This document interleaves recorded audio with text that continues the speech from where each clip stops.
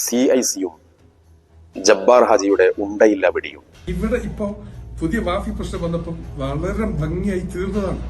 ആ ഒരു ഫോർമുല വെച്ച് തീർന്ന് അത് ഒരാളെ വെച്ചു, എല്ലാം തീർന്നപ്പോ ഹമീദ് ഫൈസി പത്രക്കാരെ വെച്ചു പറഞ്ഞു, മൂർഖനെ ഇനി ഇതുവരെ ഇപ്പൊ കരിമൂർക്കൻ.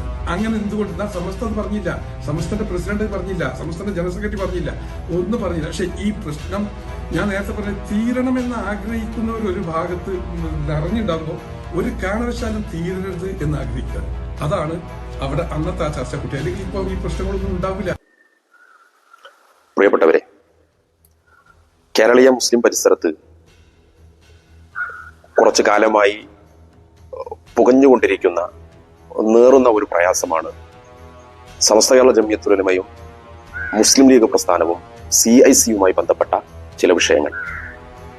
വലിയ പ്രതിസന്ധി അതുമൂലം സമുദായത്തിനകത്തുണ്ടായിട്ടുണ്ട് എന്ന് പറഞ്ഞാൽ അത് തെറ്റാകില്ല. ഇന്നലെ ജബ്ബാർ ഹാജി നടത്തിയ ഒരു പത്രസമ്മേളനത്തിൽ CICയുമായി ബന്ധപ്പെട്ട പ്രശ്നങ്ങൾ പറഞ്ഞു തീർത്തതാണെന്നും, എന്നാൽ അബ്ദുൽ ഹമീദ് ഫൈലി അമ്പലക്കടവിന്റെ ചില പ്രയോഗങ്ങളാണ് പ്രശ്നങ്ങൾ കൂടുതൽ വഷളാക്കിയത് എന്ന നിലക്ക് അദ്ദേഹം ബൈറ്റ് കൊടുത്തതും നമ്മൾ കാണുകയാണ്.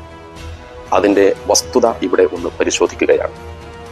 യഥാർത്ഥത്തിൽ പ്രശ്നം രൂക്ഷമായിക്കൊണ്ടിരിക്കുന്ന സമയത്ത് നിർബന്ധ സാഹചര്യത്തിൽ അബ്ദുൽ ഹക്കീം ഫൈലി ആദർശേരിക്ക് CIC ജനറൽ സെക്രട്ടറി സ്ഥാനത്ത് നിന്ന് രാജിവെക്കേണ്ടി വന്നു.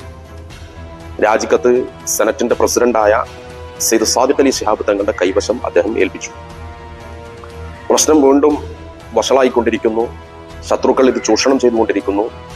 രമ്യമായ പരിഹാരം വേണമെന്ന നിലക്കാണ് സമസ്ത കേരള ഇസ്ലാമത വിദ്യാഭ്യാസ ബോർഡിന്റെ മാനേജർ മോയിൻകുട്ടി മാഷും സുന്നി യുവജന സംഘത്തിന്റെ സംസ്ഥാന വർക്കിംഗ് സെക്രട്ടറി അബ്ദുൽ ഹമീദ് ഫൈലി അമ്പലക്കടവ് ഉസ്താദും കുഞ്ഞാലിക്കുട്ടി സാഹിബിനെ ഫോണിൽ ബന്ധപ്പെടുന്നത്. പ്രശ്നങ്ങൾ പരിഹരിക്കാൻ എക്കാലത്തും കുഞ്ഞാലിക്കുട്ടി സാഹിബിന്റെ വൈദഗ്ധ്യം എത്രത്തോളമാണെന്ന് അനുഭവിച്ചറിഞ്ഞവരാണ് കേരളീയ മുസ്ലിങ്ങൾ. അദ്ദേഹത്തെ വിളിച്ചു. അദ്ദേഹം പറഞ്ഞു, നമുക്കൊന്നിരിക്കാം. സയ്യിദ് ഹൈദർ അലി ശിഹാബ് തങ്ങളുടെ ആണ്ടനുസ്മരണം നടക്കുന്ന ദിവസം ഞാൻ എൻ്റെ വീട്ടിലുണ്ടാകും. പരിപാടി കഴിഞ്ഞ് നമുക്ക് ഒരുമിച്ചിരുന്ന് പ്രശ്നത്തിന് പരിഹാരം ഉണ്ടാക്കാമെന്ന് അദ്ദേഹം നിർദ്ദേശിച്ചു. ആണ്ട് നടന്നു. ആണ്ടിന്റെ കർമ്മങ്ങളെല്ലാം കഴിഞ്ഞു. ഇവർ രണ്ടുപേരും കുഞ്ഞാലിക്കുട്ടി സാഹിബിന്റെ വീട്ടിലേക്ക് പോകാൻ നിൽക്കുന്ന നേരത്ത് ആബിദ് ഹുസൈൻ തങ്ങൾ വന്നിട്ട് നമുക്ക് ഒരുമിച്ച് പോകാമെന്ന് പറഞ്ഞു. അപ്പോൾ കുഞ്ഞാലിക്കുട്ടി സാഹിബിന്റെ ഭാഗത്തു നിന്ന് അദ്ദേഹത്തിനും കൂടെ ഈ ഒരു നിർദ്ദേശം പാസ് ചെയ്തിട്ടുണ്ട് എന്നാണ് അതിൽ നിന്ന് വ്യക്തമാകുന്നത്. അങ്ങനെ ഇവർ മൂവരും കൂടി അദ്ദേഹത്തിന്റെ വീട്ടിലേക്ക് പോയി. അവിടെ ഇരുന്ന് കാര്യങ്ങൾ ചർച്ച ചെയ്തു. പരിഹാരത്തിന്റെ നിർദ്ദേശങ്ങൾ, ഒന്ന്, അദ്ദേഹത്തിന്റെ രാജി സ്വീകരിക്കുകയും സ്വീകരിച്ച സ്ഥാനത്തേക്ക് ഇരു കൂട്ടർക്കും സുസമ്മതനായ ഒരാളെ പകരം നിയോഗിക്കുകയും ചെയ്യുക. ഇത് ഉസ്താദുമാരുമായി കൂടിയാലോചിച്ച്, ബഹുമാനപ്പെട്ട പാണക്കാട് സയ്യിദ് സാദിഖ് അലി ശിഹാബ് തങ്ങളുമായി കൂടിയാലോചിച്ച് അവർക്കൊക്കെ സമ്മതമാണെങ്കിൽ സമസ്തയുടെ ഉസ്താദുമാർ അത് നേരെ സാദിഖ് അലി ശിഹാബ് തങ്ങളെ ഈ പ്രശ്നപരിഹാരത്തിന് വേണ്ടി ചുമതലപ്പെടുത്തിയിട്ടുണ്ട് എന്നൊരു വാർത്താ സമ്മേളനം പാണക്കാട് വെച്ച് വിളിക്കുക എന്ന തീരുമാനത്തിൽ അവർ അത് ധാരണയിലെത്തുകയും നേരെ സാദിഖ് അലി ശിഹാബ് തങ്ങളുടെ വീട്ടിലേക്ക് പോവുകയും ചെയ്തു. തങ്ങളുമായി ഈ വിഷയം കൂടിയാലോചിച്ച് സംസാരിച്ചപ്പോൾ ഹക്കീം ഫൈസി ആദർശേരിയെ മാറ്റിയാൽ പകരം ആരെയാണ് നിർദ്ദേശിക്കാനുള്ളതെന്ന ചോദ്യത്തിന് അബ്ദുസമദ് പൂക്കോട്ടൂരിനെ ജനറൽ സെക്രട്ടറി സ്ഥാനത്തേക്ക് അവരോധിക്കാം എന്ന അഭിപ്രായം പറഞ്ഞപ്പോൾ തങ്ങളടക്കമുള്ള മുസ്ലിം ലീഗിന്റെ നേതാക്കളടക്കമുള്ള ആളുകൾക്ക് അത് സമ്മതമാവുകയും സമസ്തയുടെ ബഹുമാന്യരായ ഉസ്താദുമാരെ ഈ കാര്യം ധരിപ്പിക്കുന്നതിന് വേണ്ടി ഇവർ രണ്ടുപേരെയും ചുമതലപ്പെടുത്തുകയും ചെയ്തു. നേരെ സയ്യിദുൽ ഉലമ മുഹമ്മദ് ജിഫ്രി മുത്തുക്കോയ തങ്ങളുടെ വീട്ടിലേക്കാണ് അവിടെ നിന്ന് പോയത്. ഏകദേശം വൈകുന്നേരം 3 മണിയോടടുത്ത സമയത്ത് തങ്ങളുടെ ഉസ്താദിന്റെ വീട്ടിലെത്തുകയും അരമണിക്കൂർ സമയം അവർ ഈ വിഷയവുമായി സംവദിക്കുകയും ചെയ്തു. നേരത്തെ സാദിഖ് അലി ശിഹാബ് തങ്ങളുമായി ബന്ധപ്പെട്ട് സംസാരിച്ച ചർച്ചയുടെ പരിപൂർത്തീകരണം എന്ന നിലക്ക് എല്ലാവരും അത് അംഗീകരിക്കുകയും അങ്ങനെ പിറ്റേ ദിവസം പാണക്കാട് വെച്ച് പത്രസമ്മേളനം നടക്കുകയും ചെയ്തു. ജിഫ്രി തങ്ങൾ മീഡിയയുടെ മുൻപിൽ വെച്ച് പറഞ്ഞു, എല്ലാ പ്രശ്നങ്ങളും പരിഹരിക്കുന്നതിന് വേണ്ടി സാദിഖ് അലി ശിഹാബ് തങ്ങളെ സമസ്ത ചുമതലപ്പെടുത്തിയിട്ടുണ്ട് എന്ന്. അതോടുകൂടി ആ പ്രശ്നം അവിടെ തീരേണ്ടതായിരുന്നു. എന്നാൽ ആഴ്ചകൾ കഴിഞ്ഞതിന്റെ ശേഷമാണ് സമസ്തയുടെ അഭ്യന്തരായ ജനറൽ സെക്രട്ടറി ആലിക്കുട്ടി ഉസ്താദിന് ആബിദ് ഹുസൈൻ തങ്ങൾ ഫോൺ ചെയ്യുന്നത്.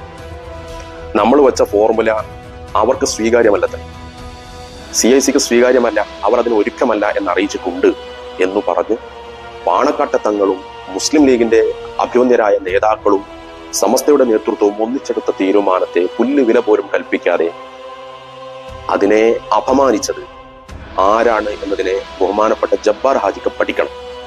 നിങ്ങൾക്ക് സമസ്തയുടെ വലമാക്കളിൽ വിശ്വാസമില്ലെങ്കിൽ മുസ്ലിം ലീഗിന്റെ അഭിമന്യരായ നേതാക്കളോട്, കുഞ്ഞാലിക്കുട്ടി സാഹിബിനോട്, ആബിദ് ഹുസൈൻ തങ്ങളോട് ചോദിച്ചാൽ നിങ്ങൾക്ക് വസ്തുതകൾ എന്താണ് എന്ന് മനസ്സിലാക്കാൻ സാധിക്കും. ഇതാണ് പ്രശ്നം കൂടുതൽ വഷളാക്കിയത്. പിന്നീട് നിർദ്ദേശിക്കപ്പെട്ട പകരക്കാരനു പകരം അവിടെ ആദിർശ്ശേരി ഹക്കീം ഫൈസിയുടെ നോമിനിയാണ് ആ സ്ഥാനത്തേക്ക് വരുന്നത്. അദ്ദേഹം തൊട്ട് മുൻപ് ഈ CIC-യുമായി ബന്ധപ്പെട്ട വിഷയങ്ങളിൽ അദ്ദേഹത്തിന്റെ ഒരു പ്രതികരണം അദ്ദേഹത്തിന്റെ ഫേസ്ബുക്ക് വാളിൽ അദ്ദേഹം പോസ്റ്റ് ചെയ്തിരുന്നു. ശുനകന്മാർ കുരക്കട്ടെ, സാർത്ഥവാഹക സംഘം മുന്നോട്ട്.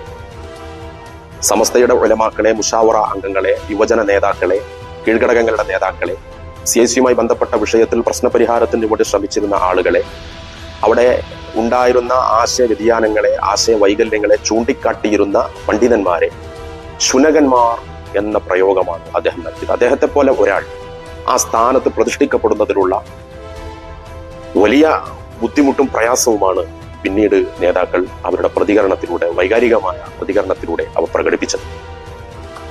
അതുമായി ബന്ധപ്പെട്ടുണ്ടായതാണ്. അല്ലാതെ CIC-യുടെ വിഷയം, ആ കാര്യങ്ങൾ പ്രശ്നം രമ്യമായി പരിഹരിക്കുന്നതിന് വിഘാതമുണ്ടാക്കിയത് ഏതെങ്കിലും സമസ്തയുടെ കീഴ്ഘടകങ്ങളുടെ നേതാക്കന്മാരുടെ തലയിലിട്ടുകൊണ്ട് രക്ഷപ്പെടാമെന്ന് ജബ്ബാർ ഹാജി ഉൾപ്പെടെയുള്ള ആളുകൾ അങ്ങനെ മനപ്പായസമുണ്ടേണ്ടതില്ല. അതിനെ പ്രതിരോധിക്കാൻ, വസ്തുതകൾ വിളിച്ചു പറയാൻ ഇവിടെ സംഘശക്തിയായി സമസ്ത കേരള ജംഇയ്യത്തുൽ ഉലമയും അതിനോട് എല്ലാ തരത്തിലും കൂറുപുലർത്തുന്ന സംവിധാനങ്ങളും അതിന്റെ കൂടെയുണ്ടാകും എന്ന് ഓർമ്മിപ്പിക്കുകയാണ്. ഫവൈലുൽ മുഖദ്ദിബീൻ എന്ന് ഖുർആൻ പറയുന്നുണ്ട്. കളവ് പറയുകയും പ്രചരിപ്പിക്കുകയും ചെയ്യുന്നവർക്ക് നരകമുണ്ടെന്ന് ഖുർആൻ പറയുന്നുണ്ട്.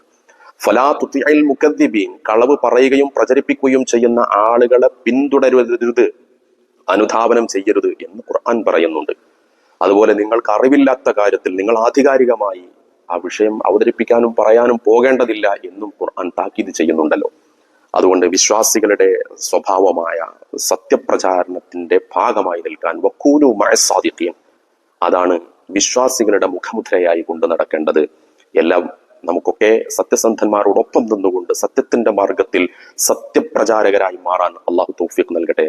ജുമുഅ മുബാറക്. അസ്സലാമു അലൈക്കും വറഹ്മത്തുള്ളാഹി വബറകാതുഹു.